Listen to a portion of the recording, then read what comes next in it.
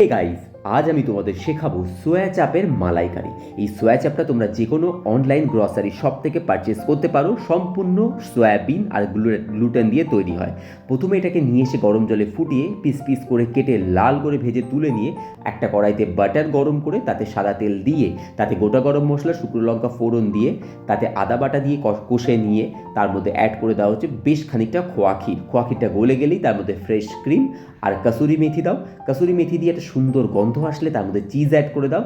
চিজটা মেল্ট হয়ে গেলেই তার মধ্যে নুন আর স্বাদ মতো চিনি দিয়ে ভেজে রাখা সোয়া চাপগুলো দিয়ে ওপর থেকে আরেকটু ফ্রেশ ক্রিম আর টমেটো পিউরি দিয়ে কষিয়ে নিয়ে স্বাদ মতো গরম জল, মানে যে যেরকম গ্রেভি খাবে সেই হিসেবে গরম জল দিয়ে ফুটে গেলে নামিয়ে নাও, ওপর থেকে ছড়িয়ে দাও একটু ফ্রেশ ক্রিম।